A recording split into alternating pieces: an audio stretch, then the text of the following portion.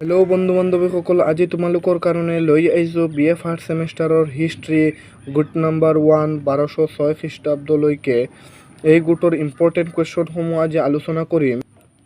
Short question answer. প্ৰাচীন ভাৰতৰ ইতিহাসৰ সমলবোৰ কি কি? প্ৰাচীন ভাৰতৰ ইতিহাসৰ সমলবোৰ হ'ল দেশীয় সাহিত্য, বৈদেশিক সাহিত্য, লিপি, মুদ্ৰা আৰু ভগ্নাৱশেষ। লিপি বুলিলে কি বুজা? লিখাৰ পদ্ধতিকে লিপি বোলা হয়। জাতক বুলিলে কি বুজা? জাতক হ'ল পুথি। জাতকবোৰ পালি ভাষাত লিখা হৈছিল। প্ৰাচীন লিপিসমূহত সাধাৰণতে কি ভাষাৰ প্ৰচলন ঘটিছিল? প্ৰাচীন কালৰ লিপিসমূহত সাধাৰণতে প্ৰাকৃত ভাষাৰ প্ৰচলন ঘটিছিল। অৱশ্য পিছলৈ লিপিসমূহ পালি, তামিল আৰু সংস্কৃত ভাষাবোৰো প্ৰয়োগ ঘটিছিল। ভাৰতৰ প্ৰাচীন সাহিত্যৰ প্ৰকৃত কোনে আছিল? কৰ্ম আছিল প্ৰাচীন সাহিত্যৰ প্ৰকৃতি। ভাৰতৰ প্ৰাচীনতম সাহিত্য কি আছিল? ঋগ্বেদ হ'ল ভাৰতৰ প্ৰাচীনতম সাহিত্য।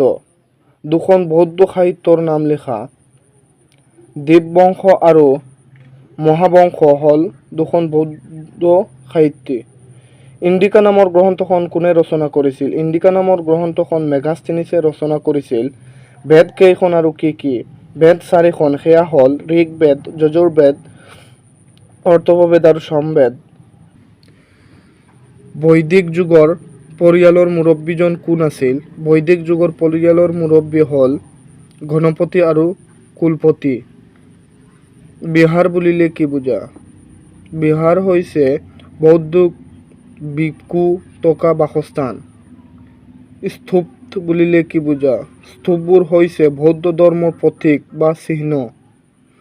সিন্ধু উপত্যকাৰ আৱিষ্কাৰ হোৱা একবিধ গুৰুত্বপূৰ্ণ সমল উল্লেখ কৰা। তাম। হৰ্ষচৰিত্ৰ পুথিখনৰ লিখক কোন? বাণভট্ট। ভাৰতৰ প্ৰথম বুৰঞ্জীমূলক পুথিখনৰ নাম কি? ভাৰতৰ প্ৰথম বুৰঞ্জীমূলক পুথিখনৰ নাম হ'ল ৰাজতৰংগিনী আৰু ইয়াৰ লিখক হ'ল কলহন।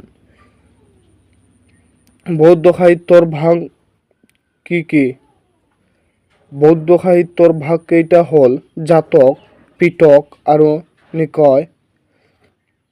অভিধৰ্ম কোশ পুথিৰ লিখক কোন আছিল? বসুবন্ধু। পঞ্চসৈদ্ধান্তিক গ্ৰন্থখনৰ ৰচক কোন? বৰাহমিহিৰ।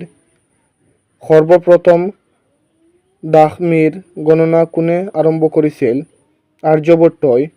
সিন্ধু উপত্যকাৰ নামটো কেনেকৈ আহিছিল? হৰপ্পা সংস্কৃতি বা সভ্যতাৰ পৰা সিন্ধু সভ্যতাৰ নামটো অহা বুলি কোৱা হয়। সিন্ধু সভ্যতাৰ দুখন চহৰৰ নাম লিখা। সিন্ধু সভ্যতাৰ দুখন চহৰৰ নাম হ'ল মহেঞ্জোদাৰো আৰু হৰপ্পা। সিন্ধু সভ্যতাৰ যুগৰ প্ৰথম আৱিষ্কৃত হোৱা এখন চহৰৰ নাম লিখা। হৰপ্পা। সিন্ধু সভ্যতাৰ যুগত কেইবিধ বিবাহ প্ৰথাৰ উল্লেখ পোৱা যায়? সিন্ধু সভ্যতাৰ যুগত 4বিধ বিবাহ প্ৰথাৰ কথা জনা যায়। প্ৰাচীন ভাৰতৰ প্ৰথম ভগ্নাৱশেষ কোনবোৰক কোৱা হয়? হৰপ্পা বা সিন্ধু সভ্যতাৰ ভগ্নাৱশেষবোৰক কোৱা হয়। সিন্ধু সভ্যতা উত্তৰ আৰু দক্ষিণ দিশত কিমান মাইল জুৰি বিস্তৃত আছিল? দুয়োফালে প্ৰায় 1600 কিলোমিটাৰ ঠাই বিস্তৃত আছিল। সিন্ধু সভ্যতাত পতনৰ প্ৰধান কাৰণ আছিল ভূমিকম্প, বিদেশী আক্ৰমণ, বানপানী। ইয়াৰ কোনটো? সিন্ধু সভ্যতাৰ পতনৰ প্ৰধান কাৰণ আছিল বানপানী। ভাৰতবৰ্ষৰ আটাইতকৈ প্ৰাচীন ধৰ্মপুথিখনৰ নাম কি? ঋগ্বেদ হ'ল ভাৰতৰ আটাইতকৈ প্ৰাচীন ধৰ্মপুথি। বৈদিক যুগৰ চতুৰ্থখন গ্ৰন্থৰ নাম লিখা। বৈদিক যুগৰ চতুৰ্থখন গ্ৰন্থৰ নাম হ'ল অথৰ্ববেদ। আৰ্যসকলৰ ধৰ্ম কি পদ্ধতিৰ আছিল? আৰ্যসকলৰ ধৰ্ম যজ্ঞকেন্দ্ৰিক পদ্ধতিৰ আছিল। চতুৰাশ্ৰম বুলিলে কি বুজা? চতুৰাশ্ৰম হ'ল জীৱনৰ 4টা পৰ্যায়, যেনে ব্ৰহ্মচৰ্য, গৃহস্থৰ্য আৰু বনপ্ৰস্থ আৰু সন্ন্যাসী।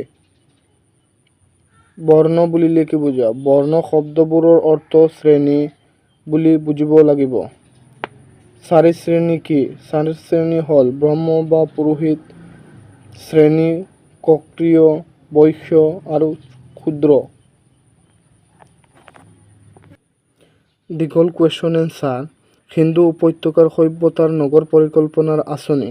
এইটো বহুত ইম্পৰ্টেণ্ট কুৱেশ্যন। যিহেতু ভিডিঅ'টো বেছি দীঘল হৈ যাব সেইবাবে স্ক্ৰীনশ্বট কৰি ৰাখিলোঁ।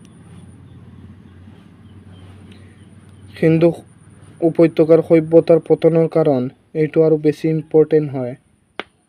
এই কুৱেশ্যন এনচাৰ প্ৰায় প্ৰত্যেক বছৰ আহি থাকে।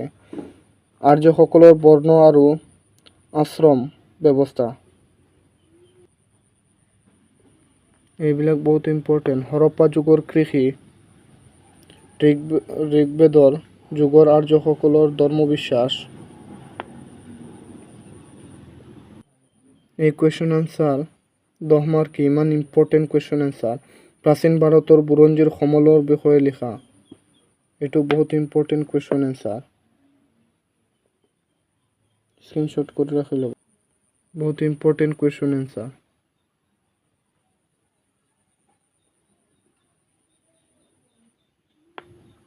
ৰচনাৱলী টাইপ কুৱেশ্যন এনচাৰ।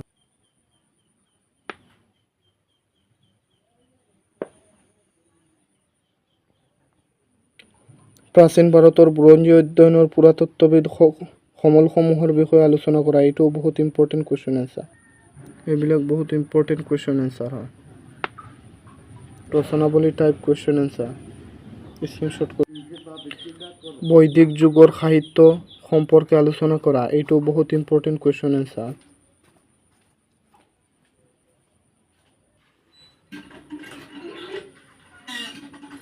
হৰপ্পা সভ্যতা সিন্ধু সভ্যতা বুলি কিয় কোৱা হয়? হৰপ্পা সভ্যতাৰ বৈশিষ্ট্যসমূহ। এইটো বহুত ইম্পৰ্টেণ্ট কুৱেশ্যন এনচাৰ।